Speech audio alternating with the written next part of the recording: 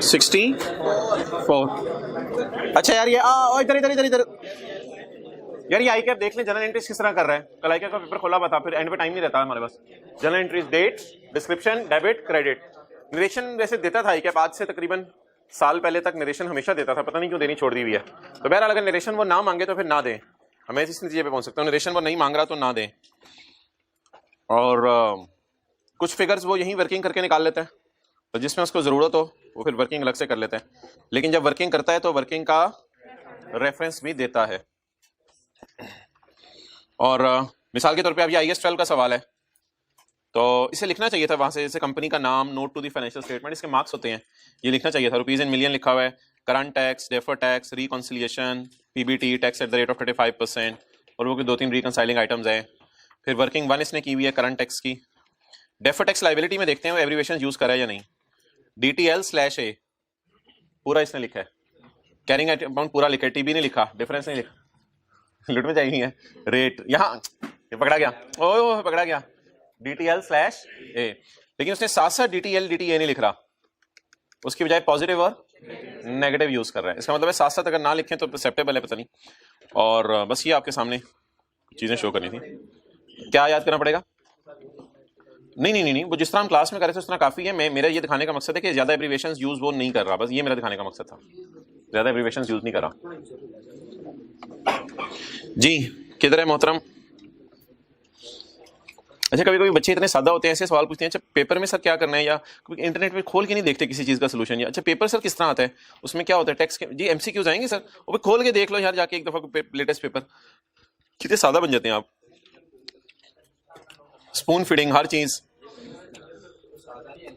Sir term test की discussion कब upload होगी सर? मैं खुद तो सर मैं नहीं ट्राई कर सकता सर, नहीं सर मैं नहीं जान मारूंगा सर, ये तो मैंने तय कर लिया है कि मैंने जान नहीं मारनी, बजाय के जान मारें और साथ वाले से सही ब्रेनस्टॉर्मिंग करके लड़ के उस एडजस्टमेंट की तरफ पहुंचे, फौरन पूछ लेते हैं यार ये जरा बता देंगे क्या था। तो इस तरह याद रखिएगा, जिंदगी में कभी भी CA फाइनल में तो एटलीस्ट आपको कोई इतनी एंटरटेनमेंट नहीं देगा, और ना फिर आप अपने पाँव पे खड़े हो सकेंगे। तो खुद जान मारें। क्वेश्चन नंबर 12 निकाल लें जी आज का, उससे पहले क्वेश्चन 11 डिस्कस में कर लूँ होमवर्क वाला। यार ये जाते जाते एडजस्टमेंट की थी, इसको ना 5-10 मिनट आज दोबारा लगा लें, इंटरेस्ट रिसीवेबल पेएबल पे, वो जो कल नई एडजस्टमेंट थी, इसको जरा तसल्ली से समझ लें। अच्छा एक बात सुन लीजिएगा कि पेरेंट सब्सिडरी को लोन देता है, बिल्कुल देता है, पेरेंट सब्सिडरी को लोन देता है और सब्सिडरी भी पेरेंट को लोन दे देती है। इसमें बैलेंस शीट के सवालों में आपको इंटरेस्ट इनकम एक्सपेंस की टेंशन नहीं लेनी, वो P&L के सवाल हम शुरू करेंगे 2 दिन बाद, वहां पे टेंशन लेंगे। बैलेंस शीट के सवालों में आपने टेंशन नहीं लेनी। पॉज करना वीडियो। अच्छा आई डोंट नो, पेज 779 जी, point E, long term loan was granted to steward. अच्छा यार इतनी सी लाइन से ना हमारा गुजारा नहीं चलता, क्योंकि हमें पता होना चाहिए लोन है कितना। तो कल वाली इंटरेस्ट वाली एडजस्टमेंट जरा शौक से समझनी है, सारे डंडे हो जाए। Long term loan was granted to steward, इसका मतलब है लोन देने वाला कौन है फिर? ना भाई, टू स्टीवर्ड, तो फ्रॉम पॉन्टिंग। तो लोन देने वाला कौन है? उधार दिया किसने? पॉन्टिंग ने। तो इसकी बुक्स में रिसीवेबल होगा और पेएबल किसकी बुक्स में होगा? आप भाई जैसे बैठे हुए हैं मुझे बताएं, इंटरेस्ट इनकम कौन रिकॉर्ड करेगा और इंटरेस्ट एक्सपेंस कौन रिकॉर्ड करेगा? अगर पेरेंट सब्सिडरी को कोई रूम किराए पे दे दे तो आपको पता है पेरेंट रेंटल इनकम रिकॉर्ड करेगा। अब पेरेंट अगर सब्सिडरी को पैसे उधार दे दे तो इंटरेस्ट इनकम कौन रिकॉर्ड करेगा? पेरेंट। और सब्सिडरी इंटरेस्ट इनकम और इंटरेस्ट एक्सपेंस के बारे में टेंशन लिया करेंगे हम in the questions of P&L।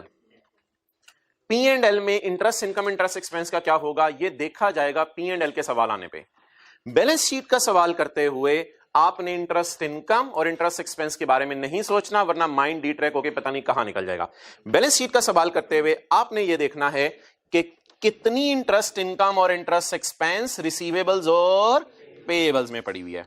मिसाल के तौर पे सवाल कहता है कि पेरेंट ने 500 रुपए का लोन दिया सब्सिडरी को, 10% इंटरेस्ट है और मुआहदे में लिखा हुआ है साल के आखिरी दिन पेरेंट ने सब्सिडरी को इंटरेस्ट मांगा, सब्सिडरी ने इंटरेस्ट दे दिया, पेरेंट को मिल गया। आपने कहना है शुक्र है बैलेंस शीट रिसीवेबल पेएबल से पाक है, ना बैलेंस शीट में कोई इंटरेस्ट रिसीवेबल पड़ा हुआ है ना बैलेंस शीट में कोई interest.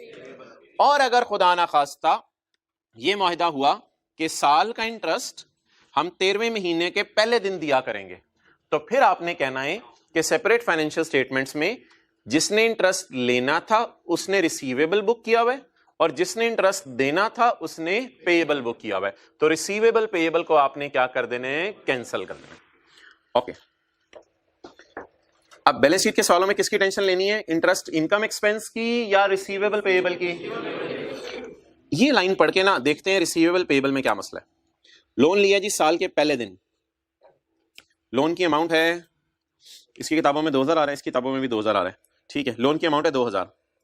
It is repayable after 10 years। ये उधार कितने साल बाद वापस होगा, 10 साल बाद। इसका मतलब है हमारे साल प्रिंसिपल की मद में कोई पेमेंट अगर हुई भी तो किस मद में होगी, सिर्फ इंटरेस्ट की मद में।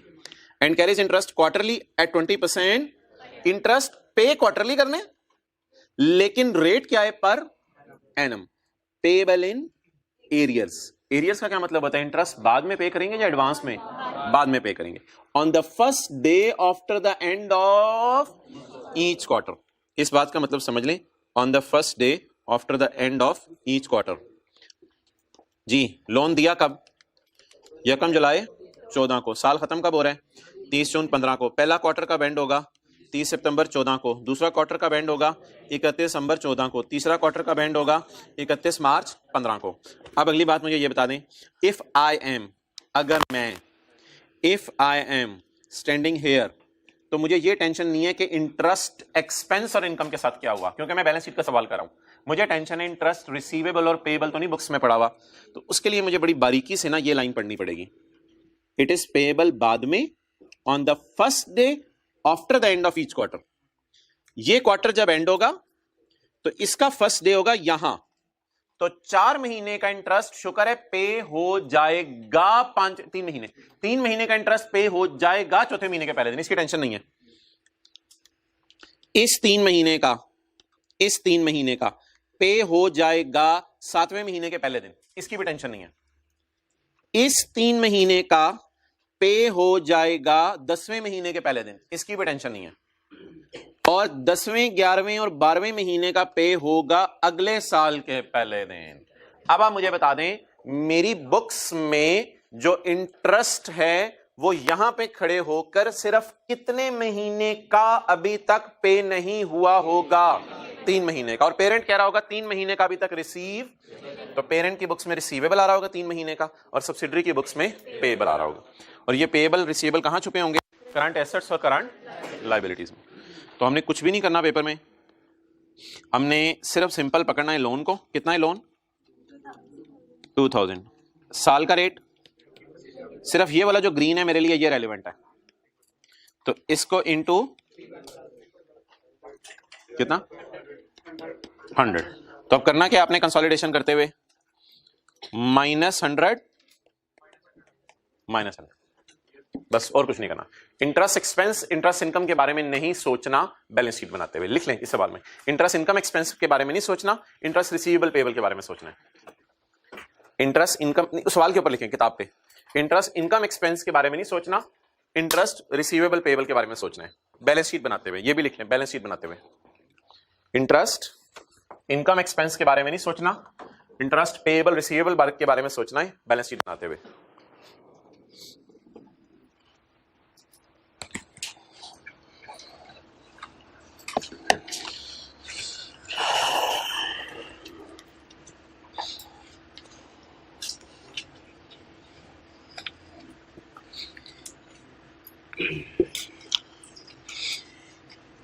चलिए पेज 781, क्वेश्चन 12। आज एक बड़ा आसान सा सवाल है हमारा। सवाल ऊपर एक है लेकिन इसकी रिक्वायरमेंट्स 5 हैं, यानी डिफरेंट इंडिपेंडेंट सिनेरियोज हैं। फॉलोइंग सिनेरियोज, ये अलग अलग सिनेरियोज हैं, इनके तहत एक छोटा सा सवाल करना है।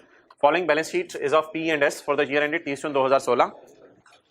इन्वेस्टमेंट इन एस, सौदी किंग को आपने पे किए कितने पैसे जी, फॉर 50। किस दिन, साल के पहले दिन। 1 साल हो गया हमें सब्सिडरी खरीदते हुए। P acquired 60% of shares of S, जिस वक्त इसकी रिटेन अर्निंग कितनी थी, 20 million. S declared a dividend of 10% before the year and. S ने ईयर एंड से पहले कितना डिविडेंड डिक्लेयर किया है जी, 10%। ओके जब आपको एस की रिटेन अर्निंग गिवन हो तो आपको फिर टेंशन लेने की जरूरत नहीं, जो आपको गिवन है आपने वही उठा लेनी है। चलें जी,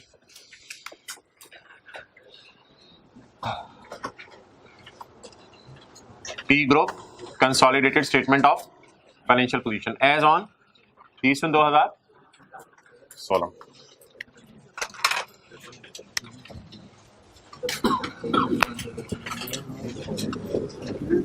जी बताएं जी, इन्वेस्टमेंट कितनी आ रही है?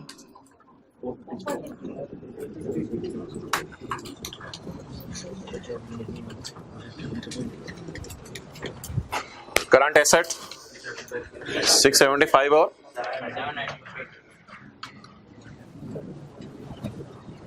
फिर में गुडविल की जगह छोड़ दिया।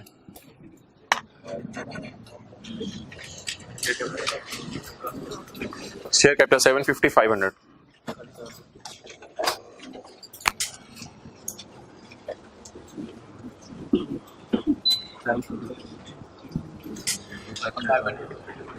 सब्सिडरी का 500।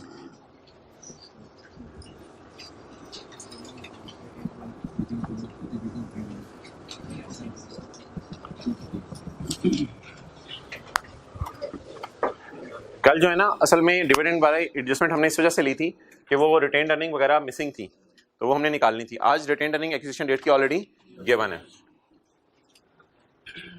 जी बोलें। 230। करंट लायबिलिटीज सीआरई बता दें। कंसोलिडेटेड रिटेन अर्निंग्स में पेरेंट की रिटेन अर्निंग जी 63। ओके ये वो बेसिक स्ट्रक्चर है पूरे सवाल का, जो मैं 5 नीचे सवाल अलग अलग हैं, मैं हर सवाल में दोबारा बनाया करूंगा। आपको मेहनत करके बार बार बनाना पड़ेगा, आपको 5 दफा बनाना पड़ेगा, मैंने 1 दफा बना लिया बस, इसको मैं मिटा के चेंज कर दिया करूंगा।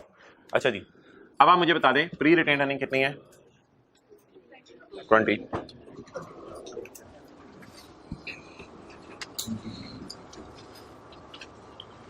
अच्छा जी, एनसीए भी फारिग करते हैं साथ ही, एनसीए भी साथ ही निकाल लें।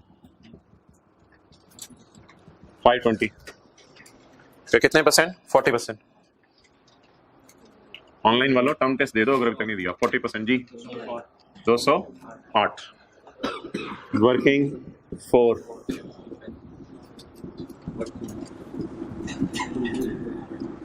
208। गुडविल आज जिधर आ रही है पॉजिटिव है 138 डबल एंट्री।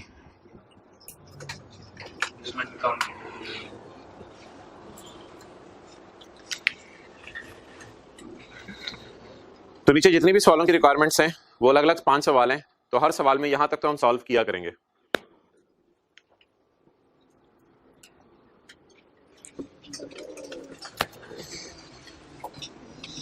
अच्छा जी, एस ने अनाउंस किया dividend 10% before the year and.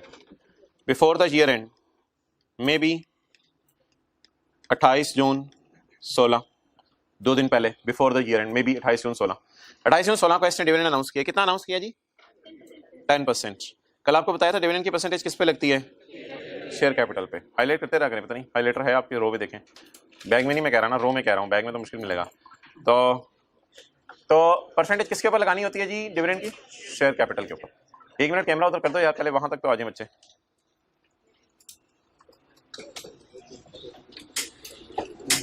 अच्छा डिविडेंड की अमाउंट साथ ही निकाल लें ताकि ये टेंशन हमें ना हो कि बार बार अमाउंट निकालनी पड़े। जी सब्सिडरी का सरमाया 500 मिलियन ज़रब 10%। सब्सिडरी ने कितना डिविडेंड अनाउंस किया जी? 50 मिलियन का। Okay, prepare consolidated balance sheet as a 30 June 2016 in the following scenarios. ये 5 अलग अलग सवाल हैं। एस ने डिविडेंड डिक्लेयर कर दिया बिफोर ईयर एंड, जैसे कि ऊपर भी लिखा हुआ था। एस ने डिक्लेयर कर दिया, डिक्लेयर का मतलब होता है अनाउंस कर दिया। अनाउंस का मतलब होता है कि एस शो करे अपनी इंटेंशन कि मैं प्रॉफिट्स बांटना चाहता हूं। This transaction has not been accounted for. ये ट्रांजैक्शन अभी तक रिकॉर्ड नहीं हुई, तो इसको मैं कह सकता हूं सेपरेट फाइनेंशियल स्टेटमेंट्स में एरर हो गई है। सेपरेट फाइनेंशियल स्टेटमेंट्स में एरर हो गई है कि ये ट्रांजैक्शन रिकॉर्ड नहीं हुई अभी तक। तो बता दें जी, सब्सिडरी अगर जो है वो अपना डिविडेंड अनाउंस कर दे और एंट्री ना करे तो ड्राइंग की एंट्री किसी को याद हो, ड्राइंग की एंट्री क्या बनेगी? वर्किंग 5 कर लेते हैं, चलें।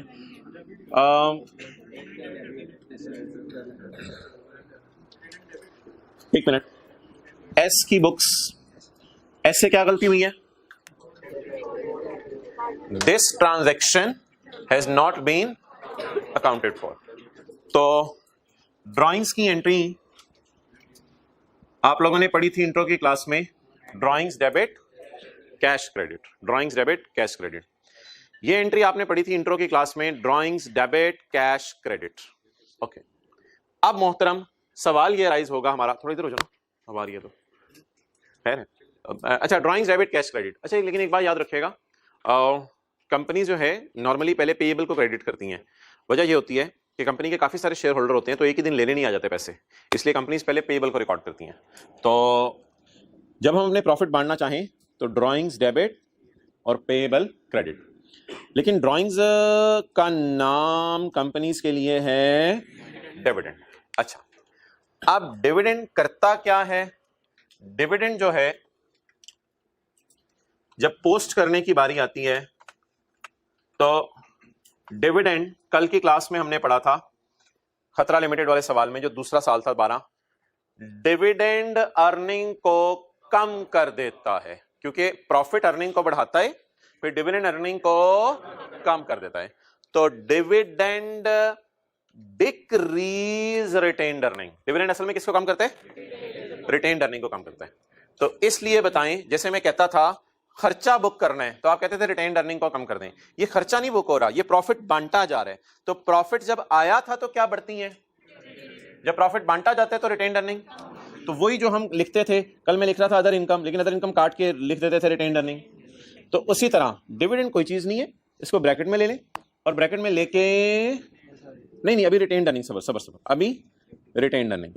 चलें जी, बता दें डिविडेंड किसको कम करता है? Retained earning. और profit after tax retained earning को बढ़ाता है। प्रॉफिट रिटेन्ड अर्निंग में जाता रहता है, जब अच्छा खासा प्रॉफिट हो जाता है तो अर्निंग बांट देते हैं in the form of dividend.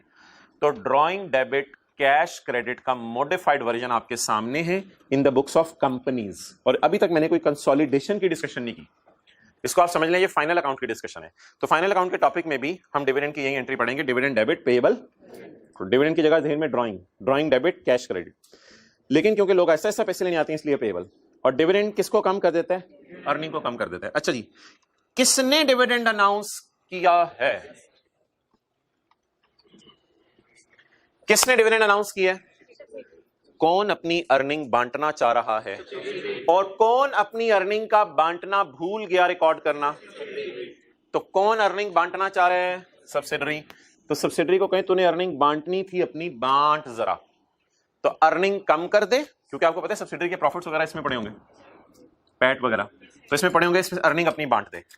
बताएं जी, सब्सिडरी ने 500 का शेयर कैपिटल है, इसमें 50 रुपए ही आ रहे हैं, तो ये 50 रुपए बांटने का सोचा है।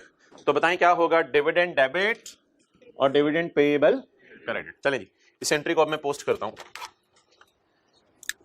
अर्निंग आ रही है या अर्निंग बांट रहे हैं? तो अर्निंग कम हो जाएंगी। इसको मैं सेपरेट फाइनेंशियल स्टेटमेंट्स की एरर कह सकता हूं। एक सेपरेट फाइनेंशियल स्टेटमेंट में एरर हो गई है।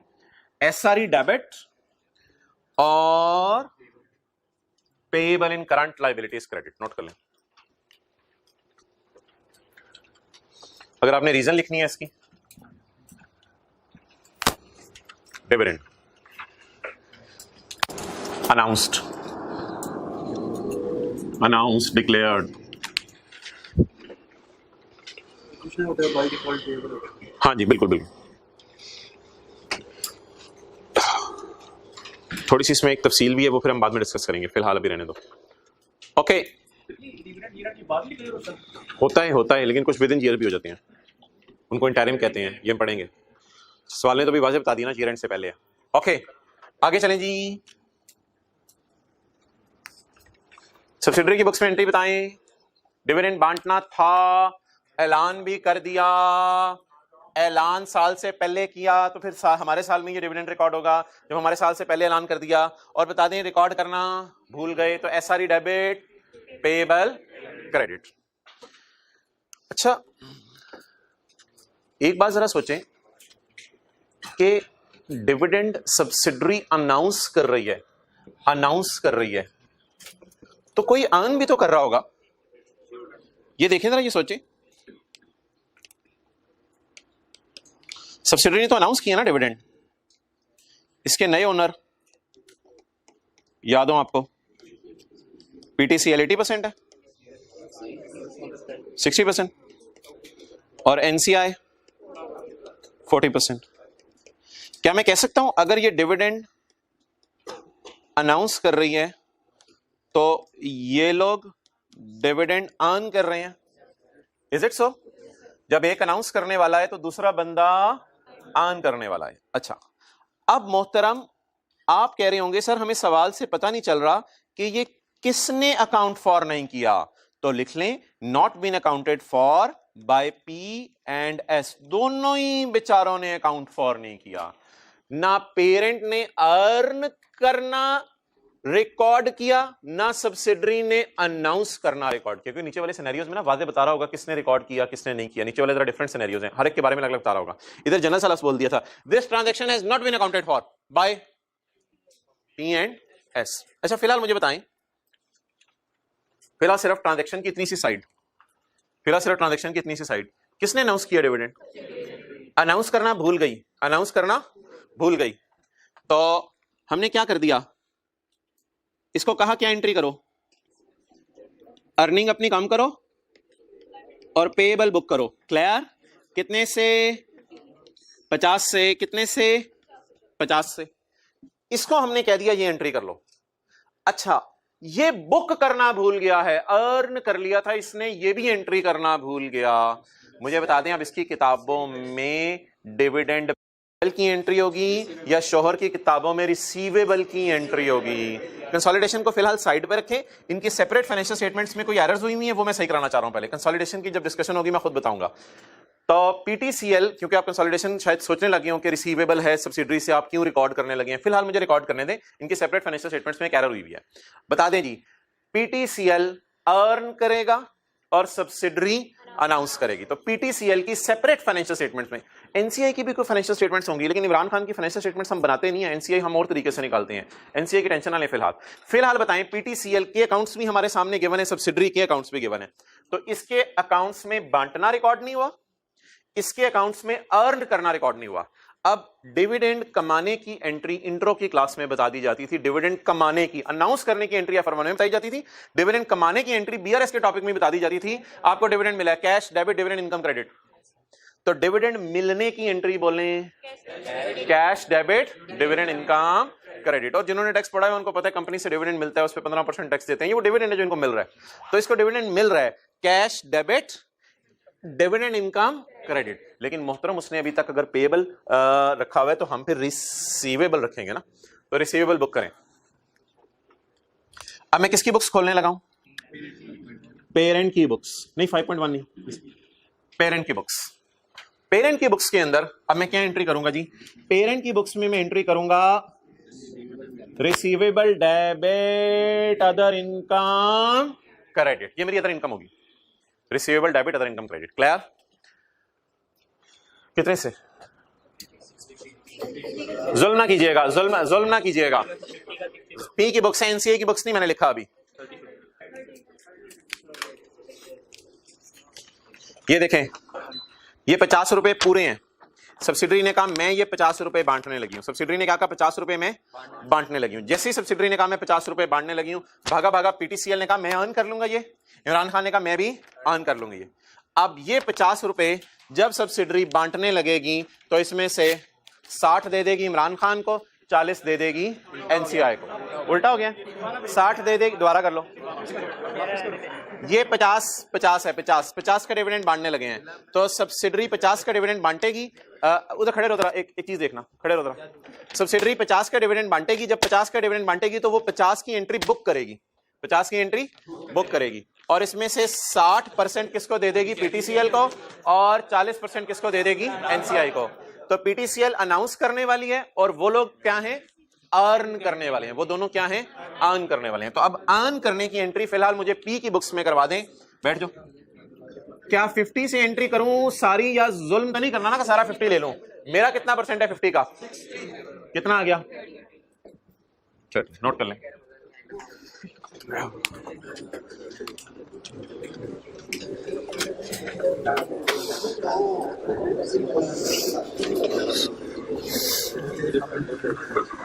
एनसीए की टेंशन नहीं लेनी आपने, उसकी फिक्र करने के लिए मैं हूं इंशाल्लाह। इमरान खान की टेंशन नहीं लेनी। इधर देखो, इधर बताओ बताओ बताओ, पीटीसीएल क्या एंट्री करे? Receivable debit other income credit, पूरे 50 से या 30 से? देखें इधर ग्रीन हाईलाइटर, सब्सिडरी 50 से एंट्री क्यों कर रही है? इसने तो दोनों को बांटना है। लेकिन पीटीसीएल, इसकी तस्वीर खींच लें आप लोग, पीटीसीएल 30 से एंट्री क्यों कर रहा है? क्योंकि इसको तो अपना शेयर चाहिए ना। डिविडेंड कहां जाता है? डिविडेंड अदर इनकम में जाता है। बांटने वाला रिटेन्ड अर्निंग को, अदर इनकम को ब्रैकेट में लेके मैं कुछ कर दूंगा अभी, वो अदर इनकम को ब्रैकेट में लूंगा अभी, तो पीटीसीएल ये एंट्री करेगा अपने हिस्से से। उधर ही रखो, अपने हिस्से से एंट्री करेगा पीटीसीएल, या पीटीसीएल पूरा 50 हड़ाफड़ाप कर लेगा? अपने हिस्से से एंट्री करेगा। इस एंट्री को पोस्ट करवाएं, ले आए जी, इस एंट्री को पोस्ट करवाएं। रिसीवेबल बुक करें, पेरेंट के करंट एसेट्स में रिसीवेबल नहीं पड़ा हुआ, प्लस 30। अच्छा, अदर इनकम में रिकॉर्ड करने लगा हूं आज, रिवर्स नहीं करने लगा। तो पेरेंट की रिटेन्ड अर्निंग बढ़नी चाहिए ना, तो इसको मैं क्या लिखूं? पेरेंट खुश हो रहे हैं ना, तो कौन सी अर्निंग? सीआरई। तो रिसीवेबल डेबिट 30 रुपए। इधर मैं क्या लिखूं? डिविडेंड अर्न कर रहा हूं या अनाउंस कर रहा हूं?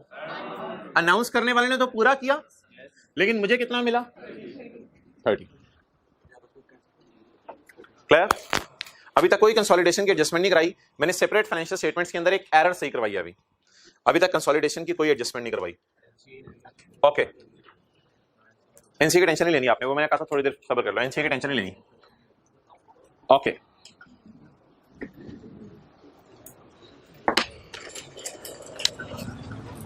जरा मैं चाह रहा हूं इसको खुला खुला नोट कर लूं जी।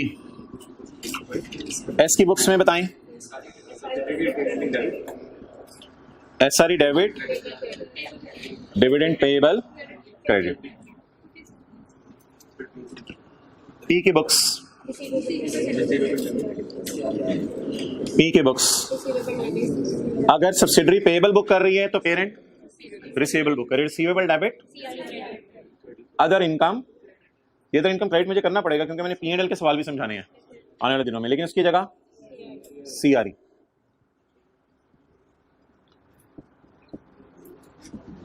जी कितने से? 30 से। ओके, अब जितना आपको भी मैं सोचने को कह रहा हूं सिर्फ उतना सोचिएगा, इस सफे को रहने दो। अच्छा, जितना मैं भी सोचने को कह रहा हूं उतने का सोचिएगा। इंटरेस्ट रिसीवेबल इंटरेस्ट पेएबल याद है कल वाला? Interest receivable interest payable, loan receivable loan payable भी याद है, आपस के डेटर क्रेडिटर भी याद है। तो अब आपने एक ब्लंडर कर दिया है, आपने रिसीवेबल पेएबल क्रिएट कर लिए हैं। ये मैं मान रहा हूं कि सेपरेट फाइनेंशियल स्टेटमेंट में फिलहाल मैंने एरर सही की है। सेपरेट फाइनेंशियल स्टेटमेंट में एक एरर हुई भी थी, उस एरर को मैंने सही कर दिया है। एरर तो सही हो गई, लेकिन कंसोलिडेशन के एतबार से इसकी किताबों में पेएबल बुक हो गया, उसकी किताबों में रिसीवेबल बुक हो गया। ब्लू मार्कर से मैंने सेपरेट फाइनेंशियल स्टेटमेंट्स की एरर सही की है। बांटने से अर्निंग कम होती है और लायबिलिटी बुक होती है। ब्लू मार्कर से की है मैंने, सेपरेट फाइनेंशियल स्टेटमेंट की एरर सही की है। अर्न करने से रिसीवेबल बुक होता है और अर्निंग बढ़ जाती है। क्लियर? ये मैंने एंट्री कर दी सेपरेट फाइनेंशियल स्टेटमेंट्स में ब्लू मार्कर से, ये एक एरर थी। जब इस एरर को सही किया तो मैं अपने पांव पर खुद कुल्हाड़ी मार बैठा, आपस के रिसीवेबल पेएबल बुक कर बैठा, आपस के रिसीवेबल पेएबल बुक कर बैठा। मुझे बताएं, ये वाला 50 इसमें से 30 किसको पेएबल होगा? पीटीसीएल को। और 20 किसको? इमरान खान को। अभी इमरान खान की टेंशन ना ले, मैं बार बार बोल रहा हूं। 30 किसको पेएबल होगा? अब मुझे बता दें इस 50 में कितना पड़ा हुआ है टुवर्ड्स पेरेंट? 30। इसने ये रिसीवेबल बुक किया हुआ है, तो ये वाला 30 ऐसे करके अब ये 30 और ये 30 क्या करना पड़ेगा, कैंसल करना पड़ेगा। अब आप बता दें, क्या पेरेंट दावा कर रहा था मेरा रिसीवेबल है बीवी से? ये तो नहीं आना चाहिए था। क्या सब्सिडरी दावा कर रही थी 50 में से 30 पेरेंट को पेएबल है? तो अब कंसोलिडेशन एडजस्टमेंट में रेड मार्कर से करने लगा हूं, ये ब्लू से नहीं। ब्लू मार्कर से मैंने सेपरेट फाइनेंशियल स्टेटमेंट की एरर सही की है। अब इन रिसीवर, सर आपने बुक की क्यों की है? भाई बेहतर होता है पहले एंट्रीज करें, बुक करें, बुक करके फिर कैंसिल करें, वरना मुश्किल हो जाएगा पेपर में संभालना। -30 और -30। अब ये रिसीवेबल भी कैंसिल हो गए, और लेकिन इसकी एंट्री बता दें। मैं हेडिंग क्या देने लगा हूं? कंसोलिडेशन पर्पस के लिए, कंसोलिडेशन पर्पस के लिए एक एंट्री बता दें। रिसीवेबल आ गए हैं, इन्हें क्या कर दें? रिसीवेबल क्रेडिट कितना? 30। इस पेएबल में ऐसे एरो लगा के 30 में मसला है, पेएबल डेबिट, और ये एंट्री रेड मार्कर से यहां बुक हुई।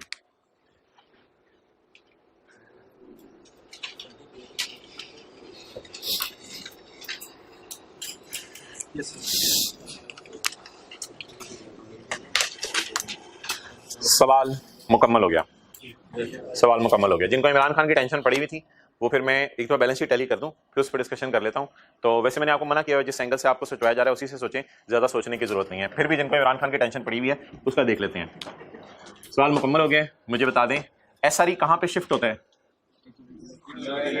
सीआरई और एनसीआर। 1 into 60, 96, 160 into 64, 96 और 60 जी, 420, 272,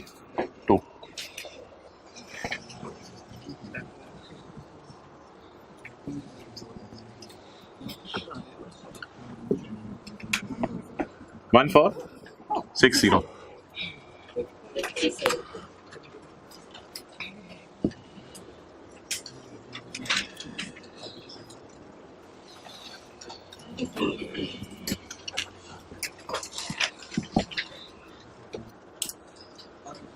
One 0 6 1 6 0 6।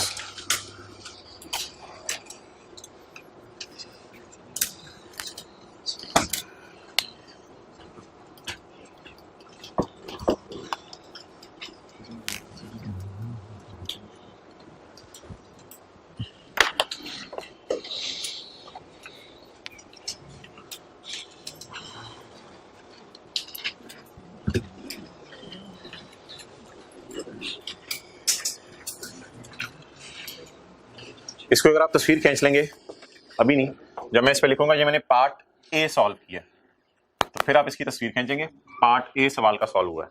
तो ब्लू मार्कर से सेपरेट फाइनेंशियल स्टेटमेंट की एरर सही कर दी है मैंने, और रेड मार्कर से कंसोलिडेशन एडजस्टमेंट कर दिया। ओके, अब जिस तरह पेपर में सोचना है 1 मिनट में वो बताऊंगा, और 2-3 मिनट में लॉजिक्स बताऊंगा जिस तरह पेपर में नहीं सोचना। वो लॉजिक्स मैं एंड पे बताता हूं, पहले जिस तरह पेपर में सोचना है वो सुन लें। आपने सवाल पढ़ा, सवाल में ये लिखा हुआ था कि डिविडेंड अनाउंस कर दिया किसने? सब्सिडरी ने। आपको पता है सब्सिडरी के कितने हिस्सेदार हैं? 2, एक पीटीसीएल और दूसरा एनसीआई है। सब्सिडरी ने 10% डिविडेंड अनाउंस किया है, यानी 500 रुपए में से कितना? 50, 500 का 50, तो 500 शेयर कैपिटल था, 10% रेट लगाया, 50 डिविडेंड आ गया सब्सिडरी का। सब्सिडरी ने जब डिविडेंड अनाउंस किया तो ये रिकॉर्ड नहीं किया। किसने रिकॉर्ड नहीं किया? तो हमने लिख लिया आगे, पेरेंट ने भी रिकॉर्ड नहीं किया और सब्सिडरी ने भी रिकॉर्ड नहीं किया, क्योंकि ऊपर बुक्स दोनों की है ना, ऊपर दोनों की बुक्स पड़ी हुई है, तो दोनों की बुक्स में रिकॉर्ड नहीं हुआ। अब जरा सोच के बताएं, सब्सिडरी 50 की लाइबिलिटी बुक करेगी, और लाइबिलिटी बुक करने की क्या होगी? अर्निंग बांटेगी। अनाउंस करने की entry earning debit, payable credit. ये करते हुए कुछ भी नहीं सोचना, और लॉजिक्स अर्निंग कम कर दो, डिविडेंड अनाउंस कर रही हो तुम, अर्निंग कम कर दो और लाइबिलिटी बुक कर लो। पीटीसीएल की इस 50 पे नजर नहीं होगी अगर थोड़ी सी भी उसको खुदा खौफी है। मैं मान रहा हूं कि कब्जा तो आपका सारा है, लेकिन इस 50 पे आपने लालची निगाहों से नजर नहीं रखनी। इस 50 में से 30 आपने अर्न किया है, 30 आपने अर्न किया है। और सर ये अर्निंग क्यों आ रही है? मोहतरम अर्निंग आती है ना, जैसे बायोलॉजिकल एसेट है वो बैलेंस शीट में नजर आ रही होती है, तो वो बायोलॉजिकल एसेट बैलेंस शीट में नजर आ रही होती है, P&L में उसका मिल्क नजर आ रहा होता है। प्रॉपर्टी प्लांट इक्विपमेंट चीजें प्रोड्यूस कर रहा होता है, P&L में उनकी सेल नजर आ रही होती है। आपने IS 40 में कोई प्रॉपर्टी किराए पे दी है, उसका किराया P&L में नजर आ रहा होता है, प्रॉपर्टी बैलेंस शीट में नजर आ रही होती है। तो इन्वेस्टमेंट बैलेंस शीट में नजर आ रही होती है और उसकी अर्निंग अदर इनकम में डिविडेंड की फॉर्म में नजर आ रही होती है। तो PTCL की सेपरेट फाइनेंशियल स्टेटमेंट्स में जैसे काउ गिव मिल्क और property given on rent give rent, investment give dividend income.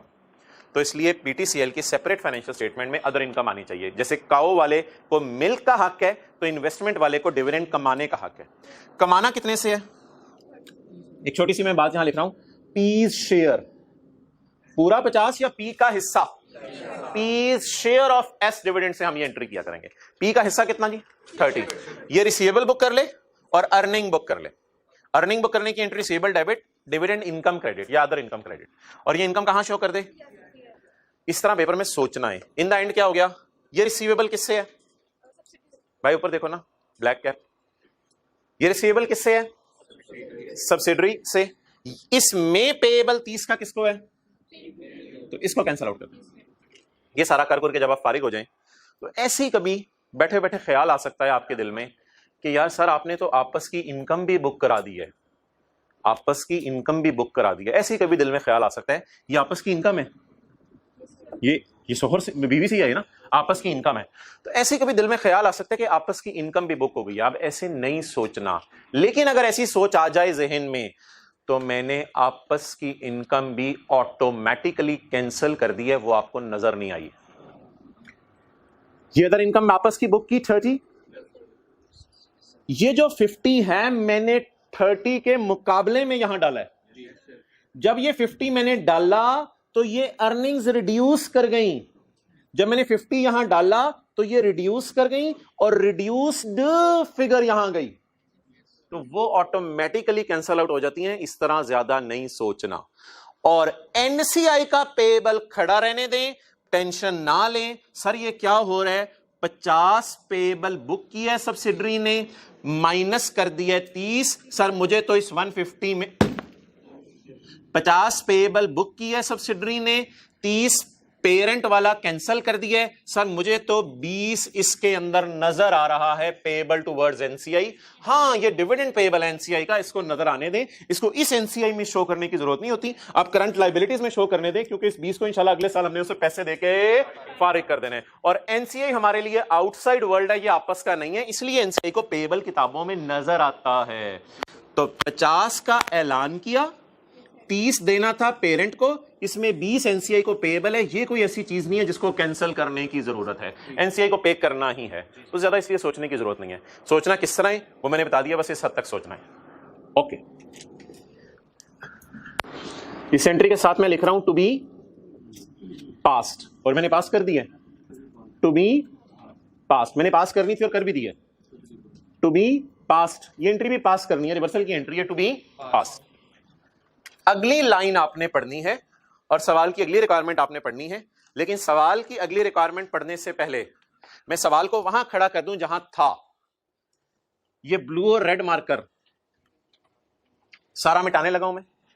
Blue और रेड मार्कर जहां जहां आपको नजर आ रहा है, ब्लू और रेड मार्कर, ये मुझे यार ये ब्लू में शो करना था 30, ये आपको बताना चाहिए था मुझे। ये 30 ब्लू में था, तस्वीर भी अब खींच ली थी, बताया करें यार, कुछ ऐसे अंधे होकर ना बैठा करें। ये ब्लू में करना था 30, क्लियर? अच्छा, पेपर में भाई फरमा रहे हैं ब्लैक ही यूज करने, आप हमें कॉन्सेप्ट देने के लिए भी ब्लैक ही यूज करें ताकि कॉन्सेप्ट हमारे ज़हन में ना बैठे। भाई की बात छोड़ें, आप लोग इधर मुतवज्जे हों। एक्सेलेंट, 64 भी। अब सवाल की टोटल्स भी, टोटल्स में गुडविल तो हाँ गुडविल सेम है, गुडविल सेम है। शेयर कैपिटल भी लिखवा दो 750, गुडविल 138। रिक्वायरमेंट बी शुरू करने लगे हैं, लेकिन एक मिनट पॉज।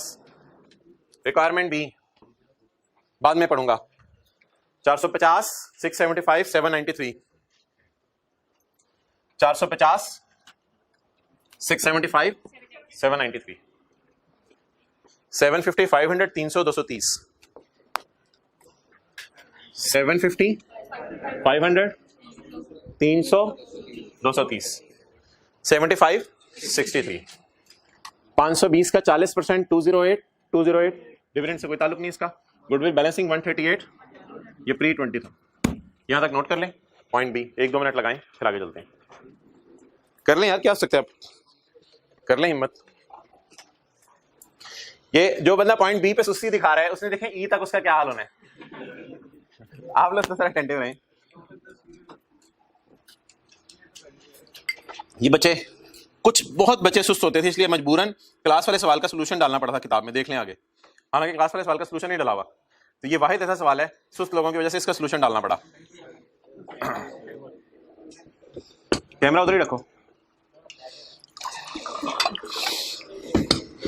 हम लेजेंड, मैं ऐसा रहा कि वैसा रहा, देखना यह है वहां कैसा रहा अल्लाह के। हाँ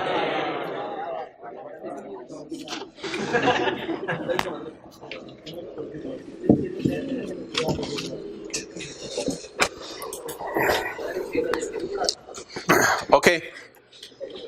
अब जी what we are suppose to, हमने अब सवाल की एडजस्टमेंट पढ़नी है और आपने मुझे एडजस्टमेंट पढ़ के बताना है कि सेपरेट फाइनेंशियल स्टेटमेंट्स में क्या एरर हुई है। पहले यहां तक नोट कर लें। स्लो स्पीड आ रही है आज। कुछ लोगों ने तो दिल पे ले लिया, जो आई कैप का कल जो है वो दिखाया था सॉल्यूशन, तो वो लोग पूरा लिख रहे हैं। Consolidated retained earning, non controlling interest, subsidiary retained earning, वो लोग तो पूरा लिख रहे हैं, इसलिए अभी तक यहां तक पहुंचे हैं वो। ओके, जितना कहते हैं इधर एब्रीविएशन यूज कर लेंगे, इंशाल्लाह आखिरी दिन पूरा लिख लेंगे। नहीं इतना बड़ा, थोड़ी थोड़ी आदत डालें, होमवर्क में कर लिया करें। ले आए जी इधर। अब हमारी बेस बन गई है। अब अल्लाह का शुक्र है आपने ही सब कुछ बताना है। छोड़ दो यार अब, ठीक है। इधर देखो, S declared a dividend before, कितने रुपए का? 50 का। Which was paid after, which was paid after year and. तो फिर ईयर एंड पे तो रिसीवेबल था ना, और ईयर एंड पे पेएबल था दूसरे के लिए। पे कब हुआ? साल के।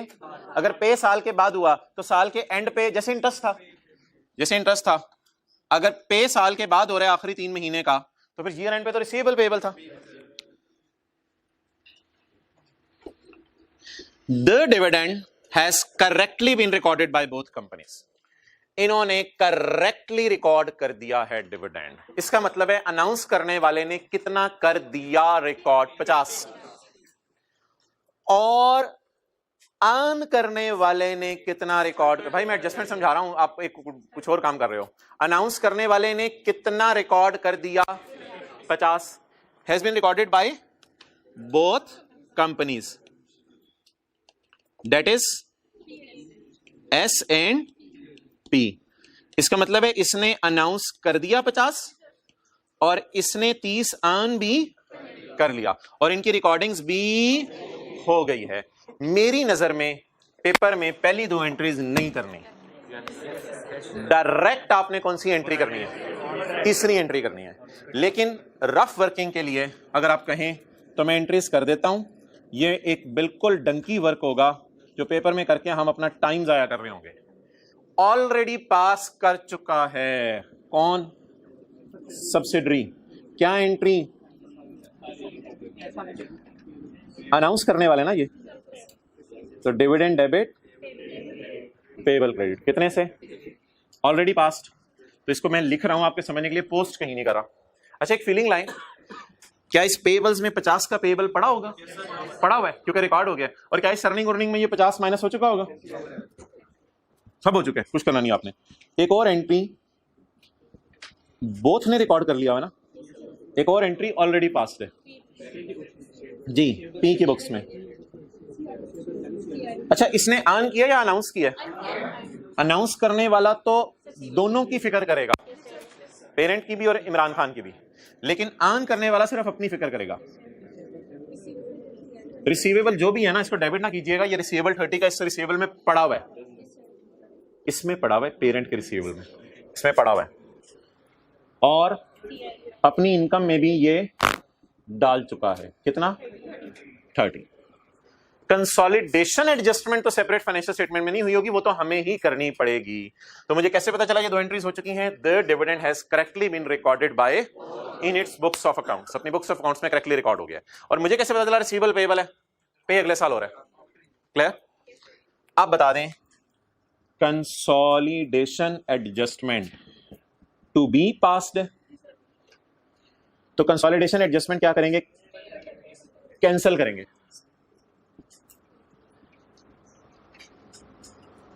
रिसीवेबल कितने से? 30। और इस 30 को सिर्फ रेड मार्कर से क्या कर दें? पोस्ट कर दें। ब्लू से नहीं, ब्लू से नहीं। ब्लू में किसके लिए यूज करा था? पहली 2 एंट्रीज के लिए। सेपरेट फाइनेंशियल स्टेटमेंट में एरर है ही नहीं, ब्लू मार्कर में यूज नहीं करा। कंसोलिडेशन एडजस्टमेंट किस मार्कर से कर दूं? Red marker. सर जरा बताएं, इधर देखें, क्या अर्निंग कम ऑलरेडी हो चुकी? क्या पेबल्स ऑलरेडी बुक हो चुके? क्या रिसीवेबल्स ऑलरेडी बुक हो चुके? क्या इनकम्स इसमें पड़ी नहीं है? अब सिर्फ क्या करना है हमने? पेबल डेबिट और रिसीवेबल क्रेडिट। सर मुझे गुस्सा आ रहा है, कितना सब कुछ करके ये -30 आपने कराना था। बस मुझे गुस्सा आ रहा है, इतना सब कुछ करके सिर्फ -30 करवाना था। इतना मैं ख्वार हुआ और एंड पे आके सिर्फ ये -30 के एडजस्टमेंट। टैली कर देंगे बैलेंस शीट। सवाल खत्म हो गया। सवाल ही कराई जा रहे हैं, आज धड़ाधड़ सवाल ही कराई जा रहे हैं। अच्छा, हमारे दिल में ऐसा कुछ नहीं आ रहा, आप कहेंगे तो फिर आ जाएगा, और आ गया तो फिर ज़हन से बाहर भी निकल जाएगा कुछ फिक्रा बन के। कभी कभी वो फिक्रा बन के क्लास में फैल जाता है, कभी कभी सोशल। ऐसे बच्चे हैं छोड़ते हैं, टीचर को भी नहीं छोड़ते। चलो मर्जी है यार, आप लोगों में से कोई नहीं है। अच्छा जी बोलें, CRE और NCR जी।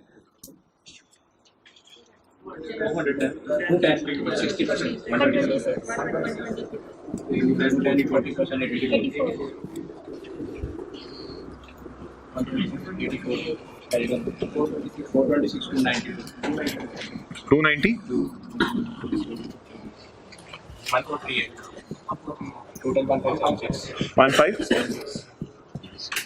426 290 292 290 108 1576 1576।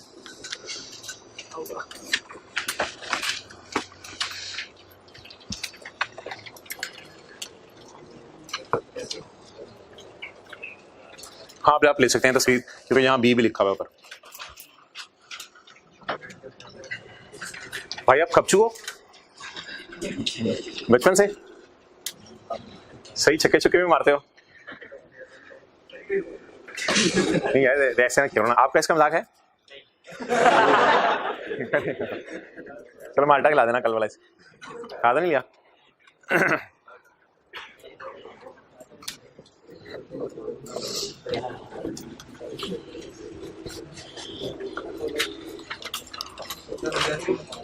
अब आप फ्रेश सफ़ा खोलें जी। अब आप सफ़ा खोलें और सफ़ा खोल के अगला सफ़े पे हाथ फेरें और पॉइंट C अब आपने खुद करना है। आपके पास टारगेट है 5 मिनट का। 5 मिनट में पॉइंट C अलॉन्ग विद पूरी बैलेंस शीट आपने करना है।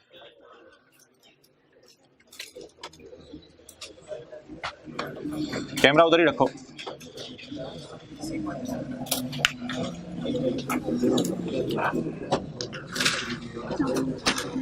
हाथ खड़ा कर दीजिएगा 3 से 4 मिनट बाद, जैसे मर्जी।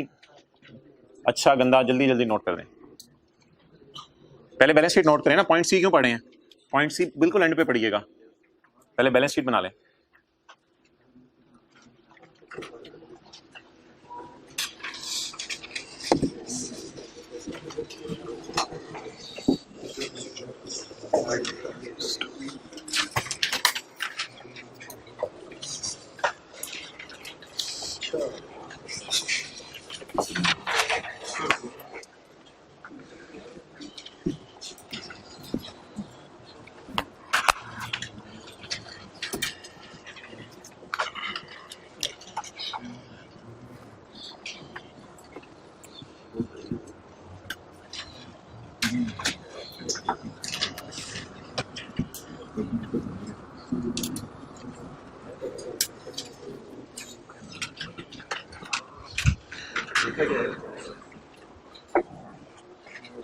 एक चीज देखें, मैं मिटाने लगा हूं इधर। मुझे नहीं पता already passed to be passed क्या है, वो सवाल पढ़ के ही पता चलेगा। तो ये चीज़ मैं मिटा रहा हूँ।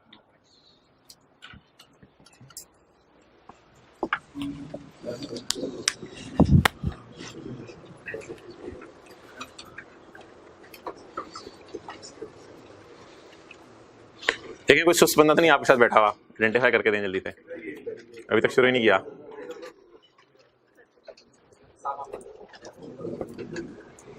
जर्नल एंट्रीज आपका नहीं करने को दिल चाह रहा ना करें, बस उसकी फिगर्स पोस्ट कर दें जो आपने एंट्रीज करनी है।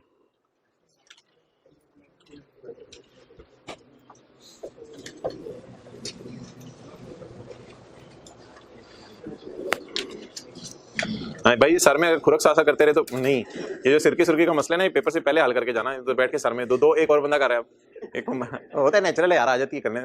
मैं तो वैसे ही जरा था तंग कर रहा था कि इनका सवाल लेट हो जाए।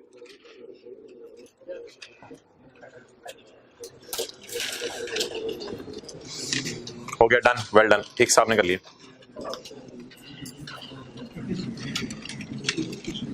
जी 2 3 4 5 6 नहीं आ रहा।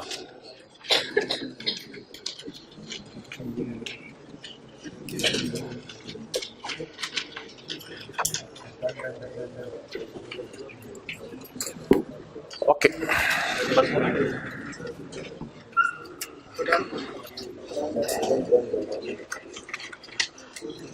ले आओ इधर।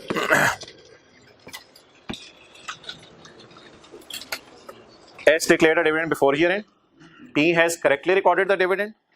P has, यार इसमें ना मैं अपने समझने के लिए ऐसे ही जरा 30 लिख रहा हूं। 30 has been correctly recorded. However, 50 has yet not been accounted for in the, इसमें S ने अभी तक 50 रिकॉर्ड नहीं किया। तो अब बता दें जी, P has correctly recorded, तो ये एंट्री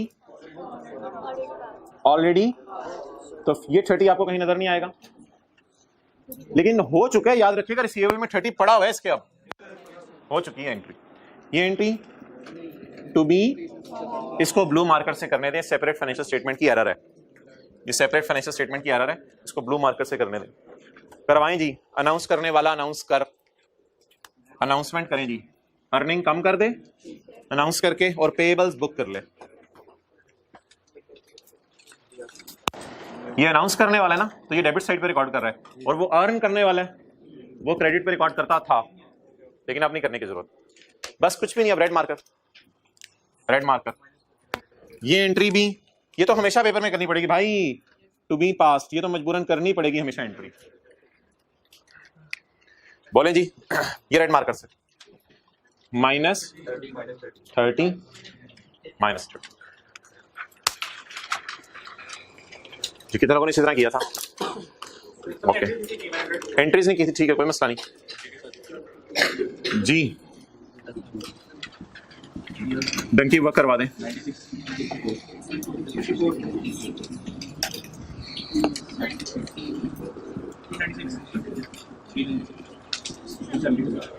$270 2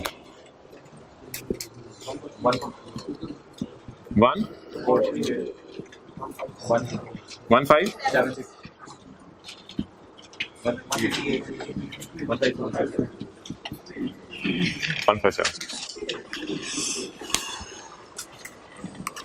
तीसरा भूखे मारते इसे पढ़ा रहा है सुबह का।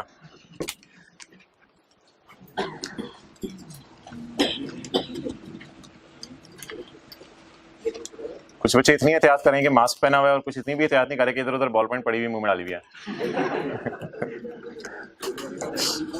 Okay,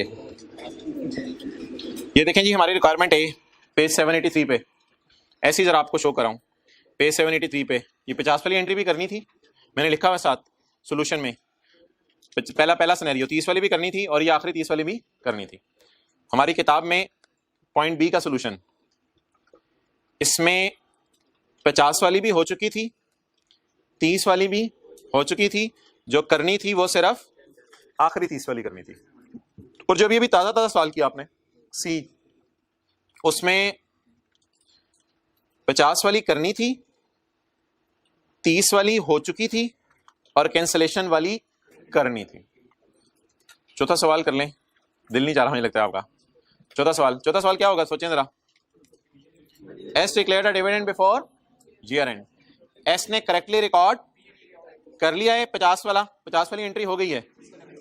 However, 30 has yet not been recorded. Receivable वाले ने, अर्न करने वाले ने अर्निंग बुक नहीं की, अनाउंस करने वाले ने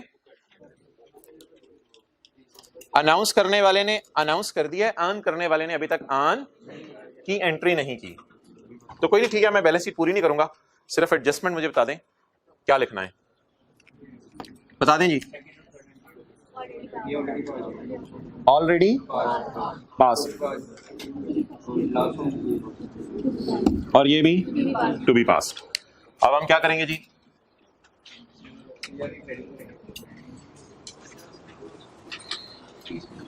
सारा ब्लू और रेड मिटा दिए।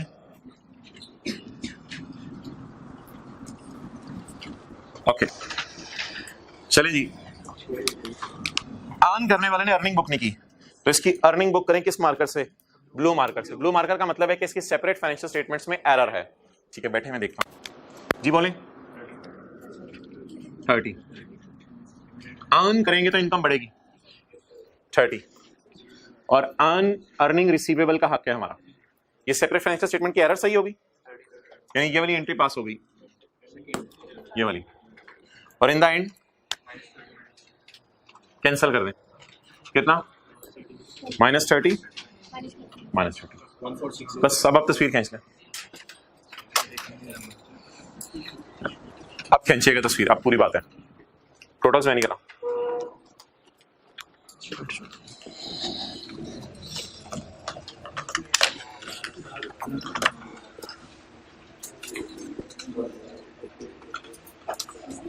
नहीं रख दो, दिखा दो, चलो चले जी, 5वां सवाल करें। नहीं यार, ये ना बाकी टॉपिक्स के भी गुड, अब अच्छा प्रिंट निकाला है, वेल डन, सही है, पूरा आ रहा है। हाँ, अब बाकी टॉपिक्स के भी निकालना ना।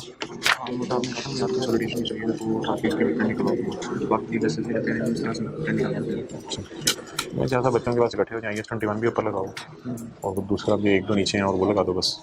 ये देखो ना, और मैं बताता हूँ, नहीं मैं बताता हूँ किधर है हैंड रिटन पेजेस, ये देखो, ये सिर्फ हैं IAS 21 के, ये उसके हैं, और ये एसोसिएट्स, ये भी साथ ही देने हैं एसोसिएट्स के, बस ये 4-5 सफ़े हैं और एक IAS 21 के। नहीं कुछ भी नहीं लिखना, वो वाले सही हैं बाकी। अब जरा मुझे सेट बना के ला के दिखाओ, हाँ ला के दिखाओ, नहीं अभी दिखा दो। चलें जी, 0.5 करें।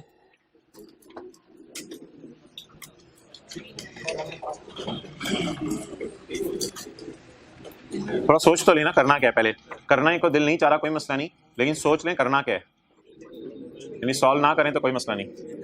S paid dividend before year and, इसने पैसे भेज दिए और अगले को फिर मिल भी गए। अच्छा, अब मुझे ये बताएं, अब थोड़ा सा जरा ना समझना है गौर से। सबसे पहले ब्लू और रेड को उड़ा दें। अब सवाल वही अपनी हालत पे वापस आ गया, और पॉइंट नंबर एस पेड, एक बार याद रखिएगा, यहां ना कोई ऐसी बोंगी नहीं मारनी कि एस ने पे कर दिया है तो रास्ते में होगा पी को नहीं मिला होगा, ऐसी कोई बोंगी ना मारिएगा कि एस ने पे कर दिया पी को नहीं मिला होगा तो लिखें पी रिसीव्ड। ऑब्वियसली उसने भेजा तो उसको मिल गया होगा, तो एस ने पे कर दिया और पी को रिसीव हो गया। जैसे मैं दुकानदार को पैसे पे करता हूं, वो फौरन रिसीव कर लेता है, एस ने पे कर दिया, अगलों को रिसीव हो गया। आप बता दें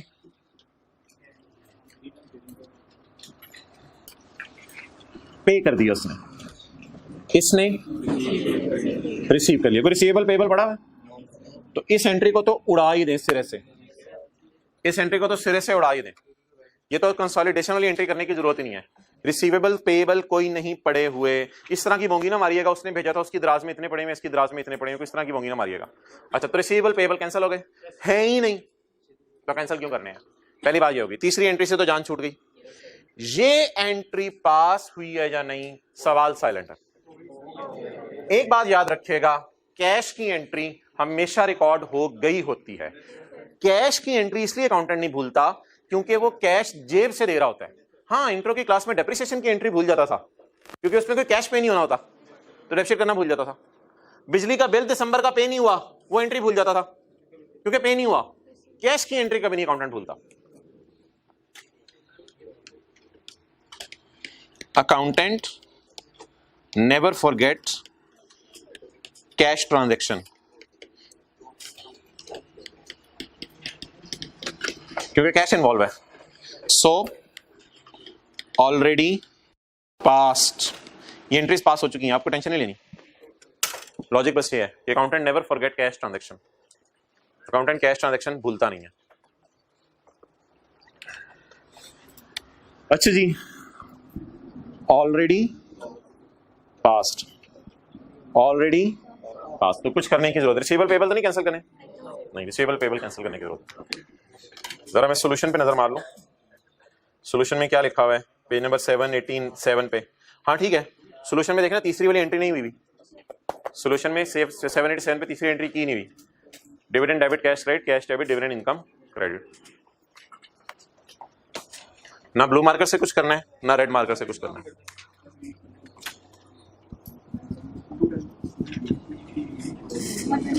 $120 84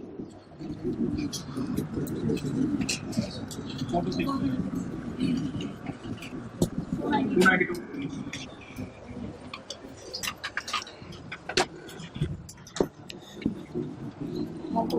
1 4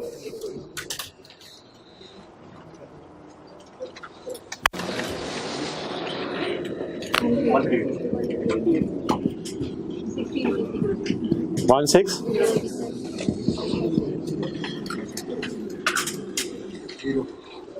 जीरो की जीरो क्या, दोनों का डिफरेंस ये नहीं है पेपर।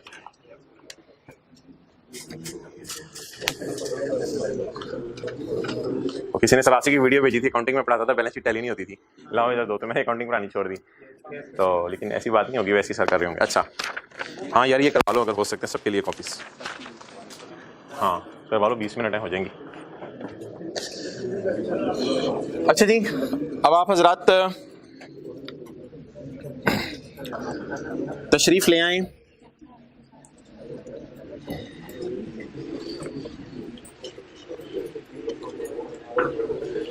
किताब के पेज नंबर 500 पे, 501 पे।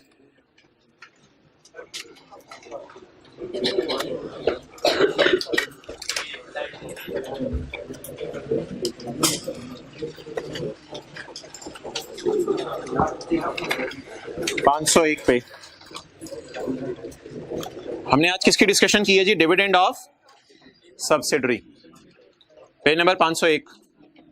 किन सवालों में? बैलेंस शीट के सवाल करें या P&L के? बैलेंस शीट के। कल से शायद P&L के सवाल शुरू करें, बैलेंस शीट के सवालों में। अच्छा जी, सफे के जरा एंड पे आए। पेड, पेड वाला सिनेरियो कौन सा था?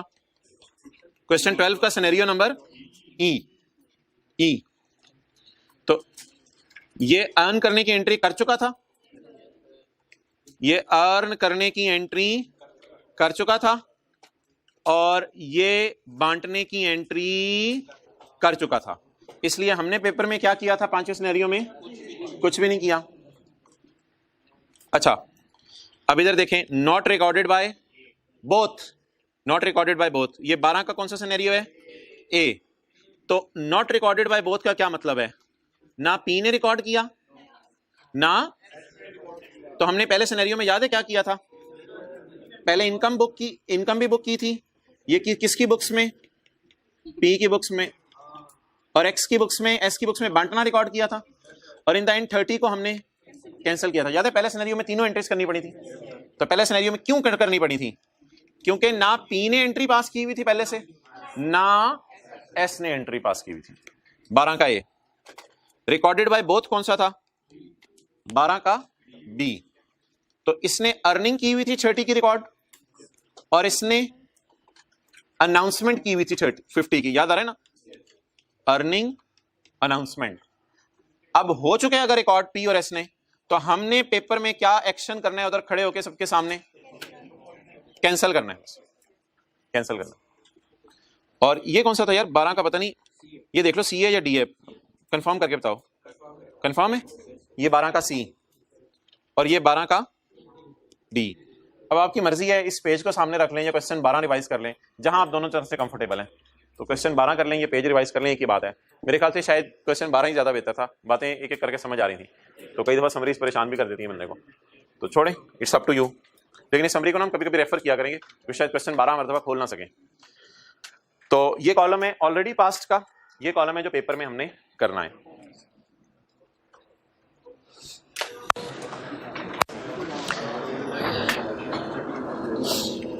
यार ये किताब के अंदर ना एक पेज है, हैंड रिटन पेज 1, लेकिन काफी डिम प्रिंटिंग हुई है। ऑनलाइन में भी ये पेज अटैच कर दूंगा वैसे, और आपको मैंने अभी फोटोकॉपी करा के बांट दिया है। लेकिन आपने उस पेज की तरफ नहीं देखना।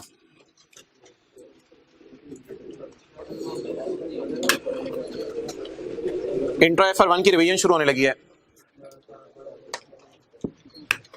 आपने 200 रुपए का आइसक्रीम का डब्बा खरीदा, इधर क्या कहते हैं, गुजरात से कोई कंपनी थी आइसक्रीम बनाती थी। आपने 200 रुपए का आइसक्रीम का डब्बा खरीदा और लाहौर में आके 250 का बेच दिया। आपके पास फ्रीजर वाली गाड़ी थी लेवल। अच्छा, तो आपने कैलकुलेट क्या करना है, बोले मार्कअप। आपने कैलकुलेट क्या करना है, मार्कअप परसेंटेज। सर जी तो सवालों में गिवन होती थी, हाँ गिवन होती थी, मुझे भी पता है।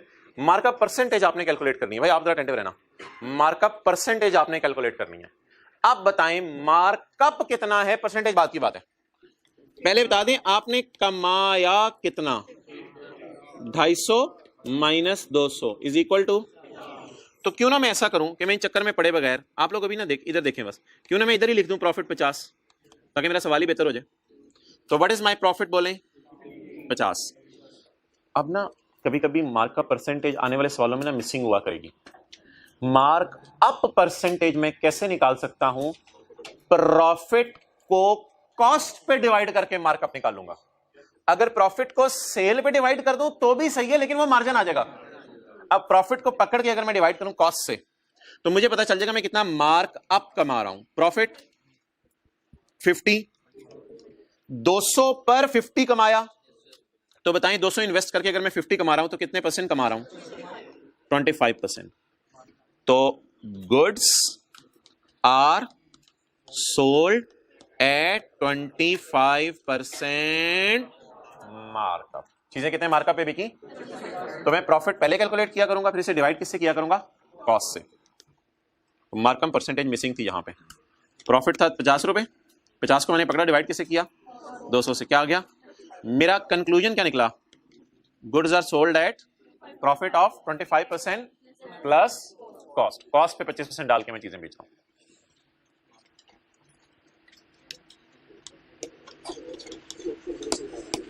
पढ़ लें अगला, कैलकुलेटर पे निकाल दें।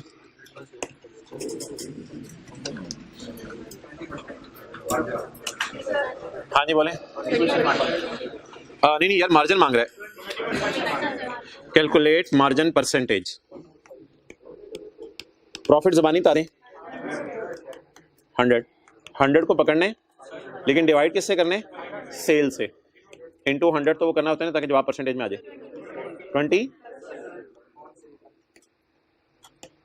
20%। मेरा conclusion, goods are sold at 20% margin, या goods are sold at 20% of profit on sale. Sale पे 20% डाल के चीजें बिक रही हैं। तो मे बी सफे की हेडिंग दे दें, if markup margin percentage is missing, if markup margin percentage is missing.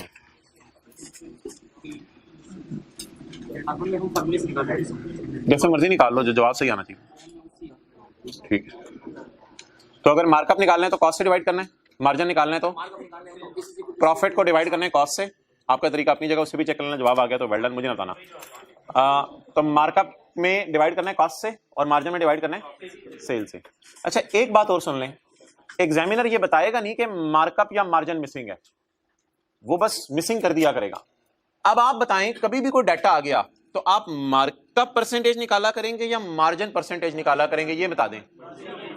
मर्जी है आपकी। नहीं कभी भी नहीं लिखा होगा, नेवर लिखा ही नहीं होगा।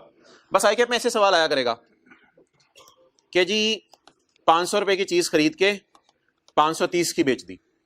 बस आपकी मर्जी है, मार्कअप निकालें इंशाल्लाह फिर भी आपका जवाब सही होगा, मार्जिन निकालें फिर भी आपका जवाब सही हो। तो मार्कअप निकालना है या मार्जिन निकालना है, ये सब कॉन्सेप्ट अप्लाई कब होगा? जब अप्लाई होगा तो पता चल जाएगा। लेकिन मार्कअप निकालना है, मार्जिन निकालना है, वो आपकी मर्जी हुआ करेगी। दोनों सूरतों में आपने परेशान नहीं होना, दोनों बच्चों का जवाब सही आएगा। जो मार्कअप निकाल के बैठा होगा उसका जवाब भी सही आएगा, जो मार्जिन निकाल के बैठा होगा उसका जवाब भी सही आएगा।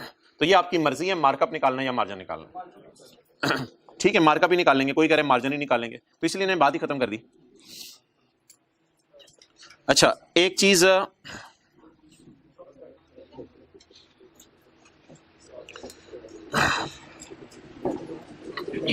ये चीज मैं आपके लिए घर से लाया हूं, आप तो घर से कुछ नहीं लाए, तो मैंने कहा मैं ही कुछ ले आऊं। ये बैलेंस शीट है किसकी? पेरेंट की। नीचे मैं नहीं आया अभी। ये बैलेंस शीट किसकी है? इसमें शेयर कैपिटल आ रहा है 750 मिलियन जितना भी है। कितने रुपए के शेयर हैं? तो कितने शेयर्स हैं? अभी इस चक्कर में जाने की जरूरत नहीं। अदर इंफॉर्मेशन, होमवर्क के सवाल में ये इशू आएगा, डिविडेंड परसेंटेज में गिवन नहीं होगा। एस्ट अनाउंस ₹2 पर शेयर डिविडेंड। पहले इसको नोट कर लें कहीं अपनी किताब पे, जहां वो सवाल चल रहा था ये आज वाला, वहीं कहीं नोट कर लें जगह निकाल के। वहां अच्छी खासी जगह है, अगर आप लोगों ने लुट में जाके यूज ना कर लियो। पेज नंबर, तस्वीर लेनी है तो पहले मुझे सॉल्व करने दीजिएगा, फिर तस्वीर लीजिएगा। हाँ जी भाई, इसको परसेंटेज में कन्वर्ट कर दें ताकि परसेंटेज बता दें डिविडेंड के कितने, आपके ख्याल से कितने % डिविडेंड बनता है? और ना यार, ये देखने की जरूरत नहीं है, ये देखने की जरूरत नहीं है, आराम से सादा सी बात है, कैलकुलेटर के बगैर ही निकल आएगा। एक शेयर कितने रुपए का है? 10 रुपए का। और 10 रुपए का जिसके पास शेयर है उसको कितने रुपए मिले हैं? 2 रुपए मिले हैं। तो बता दें, अगर एक कंपनी कहे मैंने हर शेयर होल्डर को 2 रुपए डिविडेंड दिया जिसके पास एक शेयर है, तो ये पर शेयर डिविडेंड है। और एक शेयर कितने का? 10 रुपए का। तो सिंपल 700 को इग्नोर करें, आप 2 रुपए को किससे डिवाइड कर दें? 10 रुपए से, बस खत्म बात।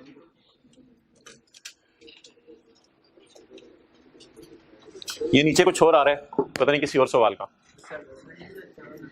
जैसे मर्जी कर लो यार, जैसे मर्जी कर लो। मैं तो पहले क्या किया करूंगा, परसेंटेज निकाल लिया करूंगा, क्योंकि मुझे आदत है परसेंटेज से कैलकुलेशंस की। क्योंकि मैंने पिछले सवाल में आपको परसेंटेज से कैलकुलेशन सिखाई है। कितने % डिविडेंड है पहले ये तो बता दें, डिविडेंड कितने % है? अगर ये फेस वैल्यू 100 रुपए होती तो फिर 100 से डिवाइड करते, लेकिन अभी फेस वैल्यू कितनी है? तो जो बंदा 10 रुपए घर से लाया उसको कितने रुपए दिए? जल्दी बोलें, जो बंदा 10 रुपए घर से लाया उसको कितने दिए? इसका मतलब है उसको अपनी इन्वेस्टमेंट पे कितने % मिल रहा है? 20%। अब मोहतरम मुझे बता दें डिविडेंड की अमाउंट। अब डिविडेंड की अमाउंट बता दें, तो याद है डिविडेंड की अमाउंट कैसे निकलती है? शेयर कैपिटल पे परसेंटेज लगा के 700 ज़रब इज इक्वल टू 140। ये अनाउंस हुआ है या अर्न हुआ है? अनाउंस किया है एस ने। अब 140 में से कुछ पी का होगा, कुछ एस का होगा। ये 140 पहली जर्नल एंट्री वाला है जो एस ने अनाउंस किया है। इस 140 के 2 हिस्से करते हैं, लेकिन हम जो एंट्री करेंगे इसमें पेरेंट का हिस्सा देख लेंगे कितना है, वो चलें अभी छोड़ें। फिलहाल मुझे बता दें 50 पिछले सवाल में फौरन निकल आया था, इस सवाल में थोड़ी मेहनत करके निकालना पड़ा। तो इसके इस कॉन्सेप्ट के ऊपर हेडिंग दे दें, sometimes dividend percentage is missing, sometimes dividend percentage is missing. कैसे निकाला करेंगे? फेस वैल्यू से डिवाइड करके, 2 डिवाइडेड बाय 10। और कल क्या पढ़ा था? परसेंटेज किस पे लगानी है? शेयर कैपिटल का।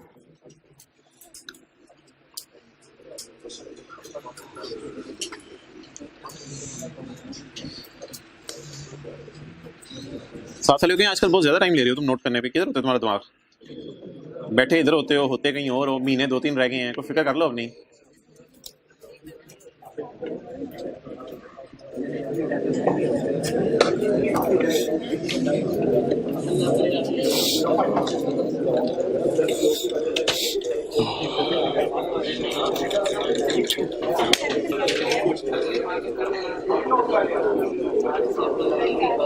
ओए होए होए होए होए होए होए होए।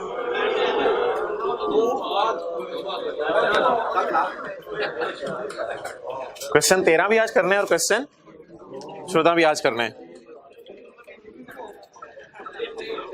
अच्छा, मन को तसल्ली देते हैं, मन को तसल्ली देते हैं।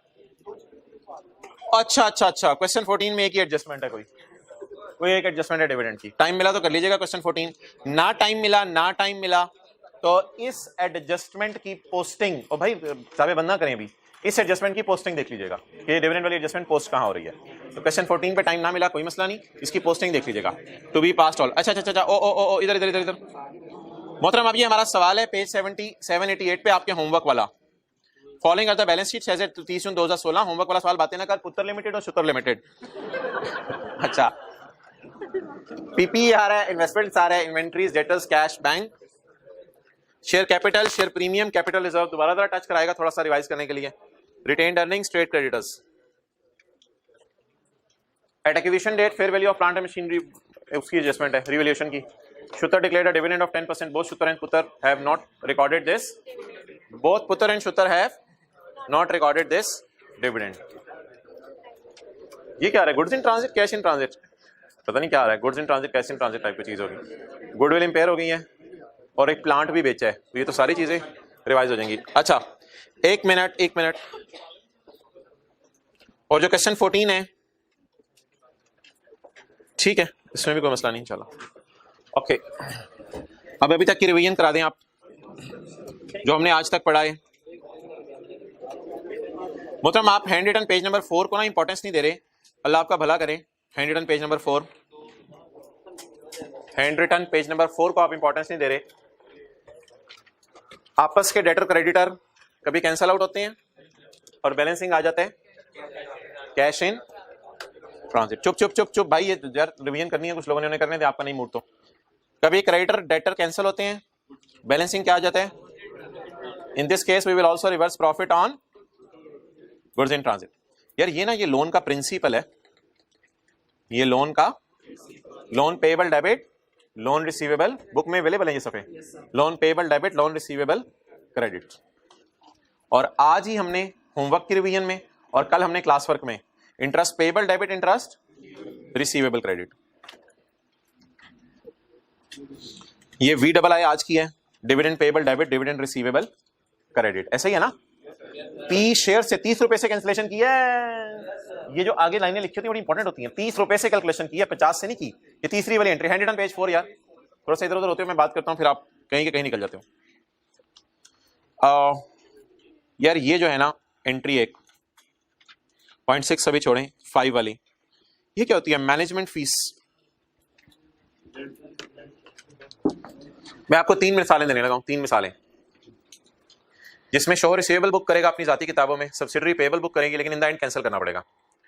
पेरेंट अगर सब्सिडरी को बिल्डिंग किराए पे दे दे तो पेरेंट किराया रिसीवेबल बुक करेगा, सब्सिडरी किराया। पहली मिसाल ओवर। दूसरी मिसाल, पेरेंट अगर सब्सिडरी, इसको छोड़ें, पेरेंट अगर सब्सिडरी को पैसे दे दे, बिल्डिंग किराए पे ना दे, पैसे दे दे, तो पेरेंट क्या बुक कर चुका होगा? इंटरेस्ट रिसीवेबल, और सब्सिडरी उस पर क्या बुक कर चुकी होगी? Interest payable. तीसरी बात, सब्सिडरी ने कहा मशीन नहीं चल रही, पेरेंट ने कहा बंदा मेरी तरफ से, बंदा आएगा खंबे पे चढ़ेगा, चेक करी कैसे खंबा चेक कर देगा। पेरेंट ने बंदा भेजा, बंदा चढ़ा खंबे पे, नहीं अल्लाह को प्यारा नहीं हो, घर वालों के पास वापस आया, अल्लाह का शुक्र है। अब पेरेंट ने सब्सिडरी को कहा बंदा भेजा था, पैसे दो।